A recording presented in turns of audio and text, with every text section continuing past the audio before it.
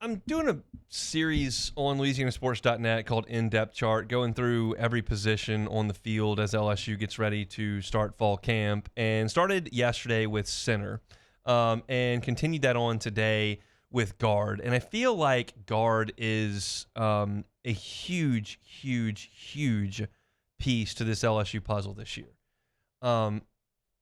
Obviously, everyone is well aware that LSU has got to do a better job running the ball, but they've also got to do a great job in pass protection for a team that figures to throw the ball a lot. And you are replacing two guys that were exceptional in pass protection. Garrett Dellinger graded out an 80.8 last year in Pro Football Focus in pass protection. Like 80.8, which is incredible. Miles Frazier was 88.8. Like, I realize that not everyone loves Pro Football Focus. I know that not everyone understands Pro Football Focus, but I now have gotten into these weeds doing these stories for LouisianaSports.net, and like a lot of your grades are in the 50s, 60s, and 70s. Like a grade of 74, like that's a nice day at the office. Like nobody scores a 94. Like that's almost unheard of. So to have a season-long pass protection grade of 88.8 for Miles Frazier is exceptional at right guard. And Dellinger, based on my conversations with some LSU staffers, was considered one of the best players on the offense last year.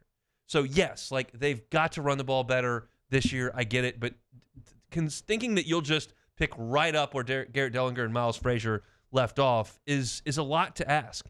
Those two guys started 80 college games between them. 80 college games. That is a lot.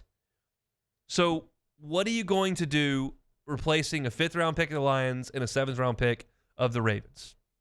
Well, it's a couple of different things.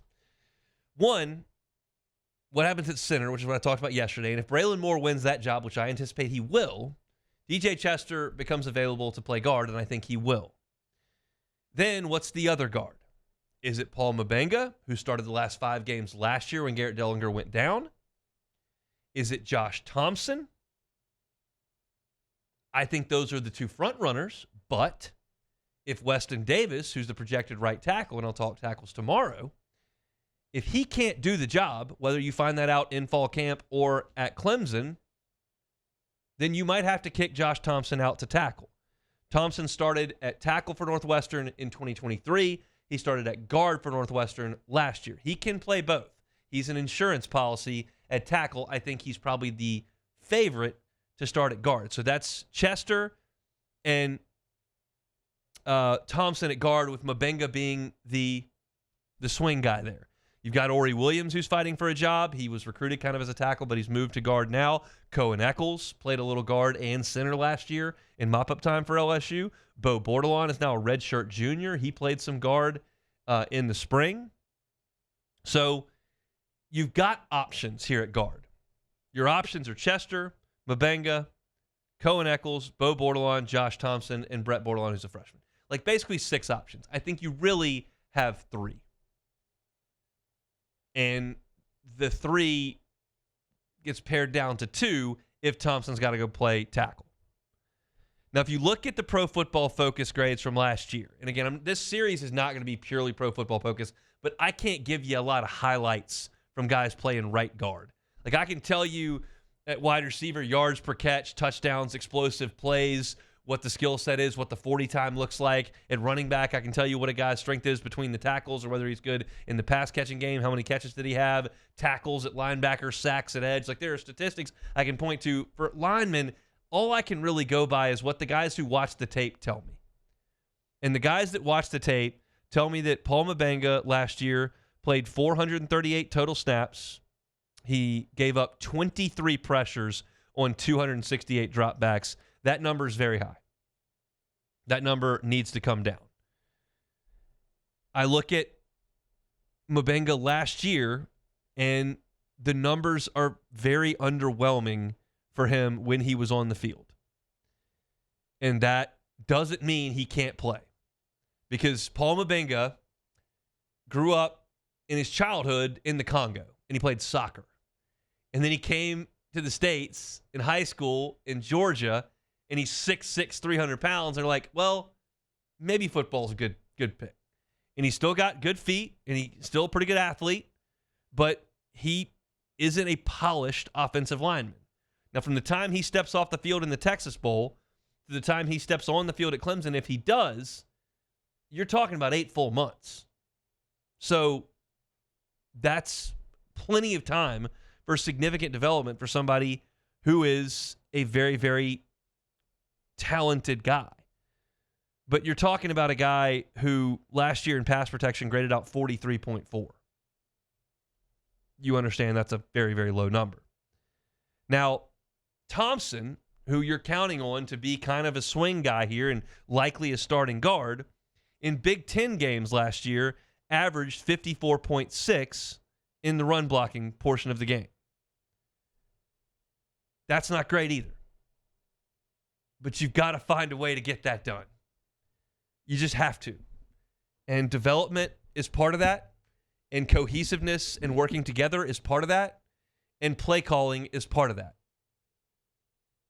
I know for sure that going out to spring football, as opposed to fall camp last year, the looks they are giving in the running game are completely different.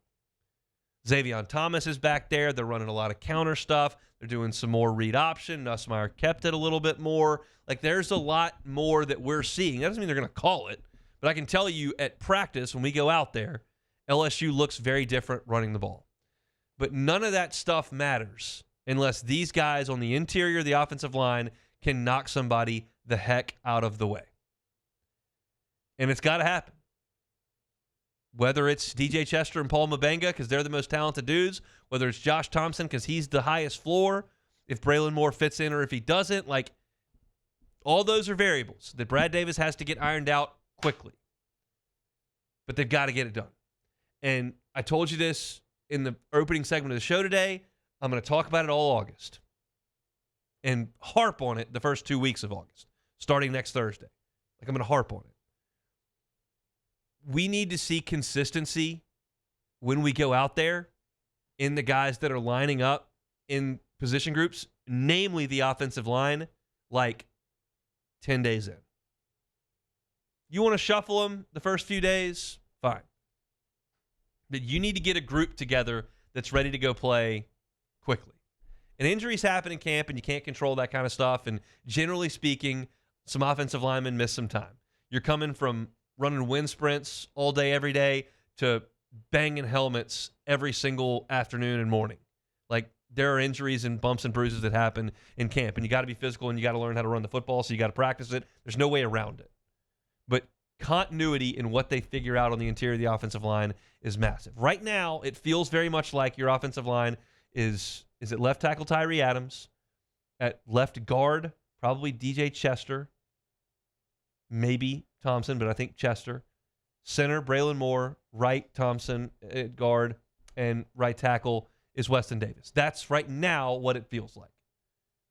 They reserve the right to change that, and they've certainly had a lot of conversations off the field and in the film room since the last time we saw them in spring football line it up to go 11 on 11. But they need to get that group as ready as possible because this is another talking point that's not going anywhere. This group of new dudes is going to have to go out there against 2 first-round picks the first game. On the road in front of 84,000 that are screaming it down your neck. And you can call it the fake Death Valley and say anything you want to from here in your ivory tower in Baton Rouge, but it's going to be really loud and really challenging for that group to go out there and run the football and protect Garrett Nussmeier. This is as massive a fall camp for an offensive line as I can ever remember. Because you have so much expectation, you have so much anticipation, you've got so much proven talent on the outside. I don't have to guess about Aaron Anderson. I don't have to guess about Chris Hilton. I don't have to guess about Berrien Brown. I don't have to guess about Caden Durham. I don't have to guess about Garrett Nussmeier. I don't have to guess about Trey Green. I don't have to guess about Brower Sharp. Like, these are proven high-level skill position players all over the field. And if they are allowed to go do their thing, they're going to produce at a level that they have produced at in college. If they're not, LSU is going to lose a lot of games.